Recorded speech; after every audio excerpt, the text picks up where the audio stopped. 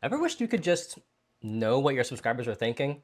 Well, I can't help you with mind reading, but I can show you the next best thing. Today, we're exploring MailerLite's survey and quiz blocks, your secret weapon for actually asking your audience what they want. Revolutionary concept, I know. Whether you're collecting feedback, segmenting your audience, or just trying to figure out if pineapple belongs on pizza, those blocks make it surprisingly simple. So let's create one together.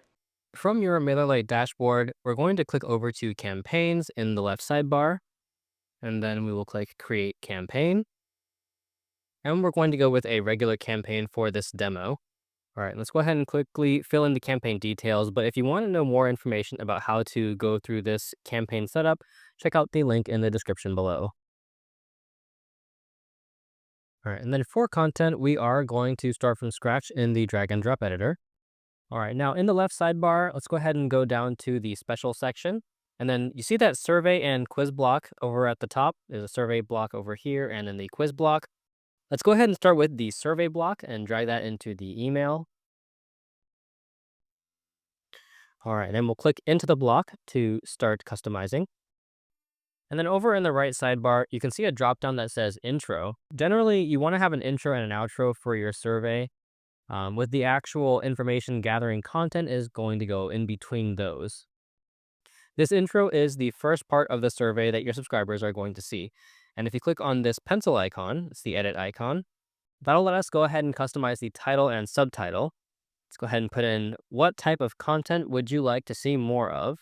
And then for the description, we're going to put something like, this will make sure we're only sending you emails that you actually want to read. And then if you want to customize the button text, you can. We're going to leave it at begin for now, and then hit save changes. All right, next, we're going to click add a question template. And now in the dropdown that appears, you can select what type of question that you want to include. And we can choose anything from satisfaction score, net promoter score, multiple choice, multiple image choice, open question, like or dislike, matrix, and then of course we can also add an outro at the end. For now, I'm going to pick multiple choice so that subscribers can select their interest. And again, click the pencil icon next to the dropdown to customize this question. Let's go ahead and put something like, what's your favorite type of email campaign? And then if you need to, you can add a description to clarify the question. Let's go ahead and leave it blank for now. You can also change the color of the answer selections from the default. You can select colorful or grayscale or blue tone. You can also allow multiple answers so that they can pick more than one. And you can also add an other option and even change the number of answers. You can add up to 10 if you're wondering. Let's go ahead and bring it back down to 4. Once you've got all that set, go ahead and fill in your answers. You can fill in your button text and then hit save changes. You can also add more questions if you'd like, but once you're done, you want to make sure to add an outro from the question templates. So hit add a question template. We're going to make that into our outro. And again, to customize that, hit this edit button next to the dropdown. Then if you'd like to, you can enter your button text here. And then if you want to redirect them to an external URL afterwards, you can paste that link here in the link box. And then once you're done, hit save changes. And you can also move the questions around afterwards after you're done putting them in. So if you want to, I recommend keeping the outro at the end. But if you've got multiple questions here, you can rearrange them into whichever order makes the most sense for your email. And then don't forget that in the design settings, you can customize pretty much everything. If you'd like to, you can change the layout. You can show survey progress. So how far are they into your survey? And you can also add a back button so that they're able to go back to the previous question. And you can customize this text as well if you like. The content style of your email is going to pull from your account settings. That's where you see all of these design details. But if you'd like to customize those, you can customize them in your account settings or out here as well. You're even able to automatically trigger workflows or automations based on how subscribers respond. And you'll find how to do that in the Rules tab up here.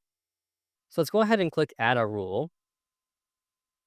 Then you're going to want to select your question. So let's say when they get to the middle section, the middle question, and you can put is answered or is answered with a specific answer. Pick out which answer you want. And then from there, you can have a different set of actions, like add them to a group or move them to a group or remove the subscriber from a group. update a custom field, update a custom field with the answer, or skip to a different question. So if you have an automation that is triggered by a subscriber being added to a group, then once they get added to that group, they will automatically be put into that automation, and then they'll be able to get a workflow automatically just because of the way that they answered that survey. And if you want to learn more about how to set up automations, go ahead and take a look at the video in the description to learn more. Then we're going to hit Save Changes, hit Save, and then we're going to hit Done Editing. And then once your survey is ready and is going out to subscribers, you'll probably want to see how to actually see those results. We'll start from the campaigns page. Now, you want to make sure that you're on the Sent tab so that you can find the campaign that's been sent. Click View Report, and then you're going to want to click into the Survey Report tab here at the top. And there you can view the survey responses. Alrighty, now let's go ahead and take a look at quiz blocks. It's going to be a similar setup, but with a little bit of a twist. And real quick, before we get started, you can only have a survey or a quiz block, but not both at the same time. So with that said, let's head back over to the special section and drag in a quiz block. The main difference between a survey and quiz block is that quizzes have right and wrong answers, whereas surveys are more open questions designed to get feedback from your subscribers. Go ahead and click into the block, and then let's add a question by clicking the Add a Question template. So let's click the edit icon. You'll notice that in this multiple choice, it looks a little bit similar except that we can select answers. And notice this little disclaimer here at the bottom that says important, select the correct answer by ticking the checkbox. And of course, you are able to adjust the number of correct answers as well. For instance, if you want to have product number 1 and 3 as correct answers, you can do so. And we'll hit Save Changes. One thing to keep in mind, you may notice that the types of questions that you're able to add are also a lot fewer than in the survey block. We've got the intro, multiple choice, and then multiple image choice. Whichever one you select, you need to make sure that you select the correct answer for your subscribers. Let's go ahead and add in a multiple image choice question. And then here, not only do you need to select the correct answer, but for each image, you also want to click into it so that you can select an image for your answers. So when you click Browse, that'll take you over to the File Manager. And then you just want to pick an image that you can insert. And then same as before, once you are finished, go ahead and hit Save, and then hit Done Editing. As a budding email marketer, what is one of the best parts about all this? Now, if you'd set up the rule correctly, as we did above, all the responses automatically sync to your subscriber profiles, allowing you to automatically drop subscribers into automations based on their responses. Quick pro tip before we wrap up.